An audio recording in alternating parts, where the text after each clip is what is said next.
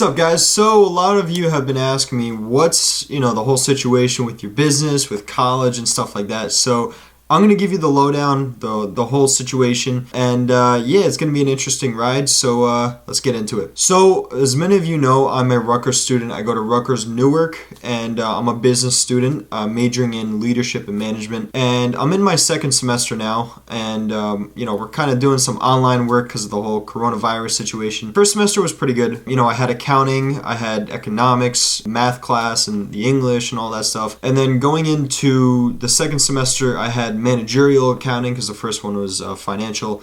So I had managerial, so I had supply chain, I have English, I have a class called Business Forum. They teach you like LinkedIn and stuff like that, how to do mock interviews and stuff like that. But yeah, so, how does it compare, to running my own business and stuff? It's very interesting because it's a big balance between them. And now I'm the president of a Bible study group. So, there's three things that I'm kind of bouncing back and forth and managing. For many of you who don't know what I do consulting and I do marketing for clients, mostly in real estate and the financial industry. I've done some fitness as well. So basically just bringing in, some clients through funnels and stuff like that. And if they need, like with consulting, we teach them how to implement, these systems and these situations into their business, how they can scale and grow it. So stuff like that. So this is one of the biggest questions I always get asked. And what I tell people when this question pops up is you got to know how to manage your time. And I am a victim of this. I do sometimes slack off and procrastinate, and that's normal. That's how it is for a lot of people. But it sets you apart from the next person, to have the discipline to do all of these kinds of things while also paying attention to school, to the business, to the Bible study, for me at least. It's a lot of work. And, the way to do it is you really got to get down to the nitty gritty. You got to do like the micromanaging for your whole schedule. I know for me, like on my calendar, I put exactly when my classes are, when my breaks are. This way I can go exercise on campus because I'm a commuter and I got to take the train. So sometimes it could take 1 to 2 hours to get home depending on, the overlay because I have to take 2 trains. So it's a lot of time management. You got to know, like I said, when your classes are, put them in your calendar so that you know when you can squeeze in an extra few work. So yeah, as long as you know how to keep your time consistent, maintain it, keep that system up to par and, continue it, it's going to set you so far ahead. It's going to keep you, maintain in the process, and it's going to be very, very helpful. Now, in terms of education-wise, it's great. It's great to always keep learning, and I always say, always be filling your mind, filling, your new knowledge, and learning from all these things. So it's very good. Now, the only thing is when it comes to college, what I've noticed as an entrepreneur, they don't really teach you why to do something. You know what I mean? Like, when they tell you that, oh, you have to do this for Excel and whatever, like they don't tell you why, and you don't get down to the roots of that situation, right? And then it makes you think like, why am I doing this? You know what I mean? So like the same thing when it goes back to high school and stuff like that.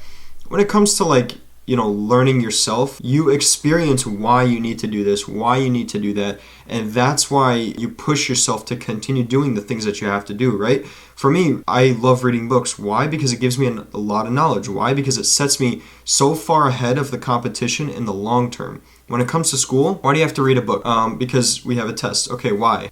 You're not like, am I going to use this knowledge later? Am I going to do this with it? Am I going to do that? Like, they don't tell you, you know what I mean? And that's, kind of talking about high school in a sense, but it can also be, for college and things like, English. I understand like a lot of English professors aren't the best, and some are the best. But, like I said, it all depends on what you get and what you make out of it, right? So if you're in my position, what I highly recommend you guys to do, like I said, continue reading books, continue, strategizing your time in between classes and stuff like that. Use as much time as you can. Don't be going on social media and stuff like that. I know it's tough. I have my phone set to 45 minutes. It doesn't always work out, but most of the time it does. And because I know my limits, I know like who I am and what I want to achieve. Strategize what you really want and how to put an action into that. That's basically the big giveaway from this video. Basically what I've been doing. Learn and understand what you want, put it into action. Build a plan behind it. And that's kind of where I'm at. I'm always jumping back and forth between things. That's basically how the whole entrepreneurial life goes, especially when you're 19, 20 years old.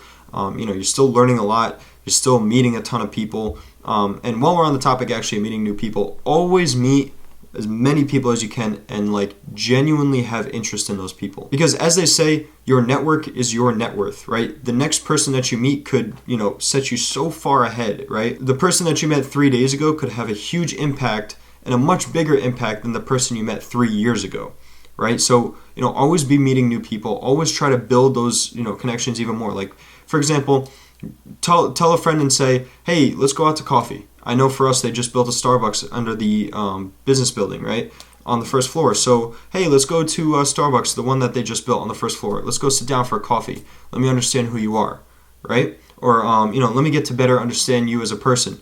See how we can help each other in the long run, right? Things like that really set you apart. And I understand school could be a burden, could be, something that takes up so much of your time, but you got to learn how to manage it, because once you're a big CEO of a Fortune 500 company, it's going to be even more chaotic. It's going to be all over the place. You're not going to know what to do. And you have to understand what to do from now, because when you get to that point, it'll be so much easier for you. So that's kind of where I'm at, guys. That's like my big update. I know a lot of you have been asking. I recently just went live on my Instagram, and I've had some questions about that as well. So thank you guys so much for watching. If you know anyone that this would be helpful for, go ahead, share it to them. Leave a like on this video. Comment something, ask me any questions, and I'll try my best to get back to you guys. And thank you so much again, and I'll see you in the next one, guys.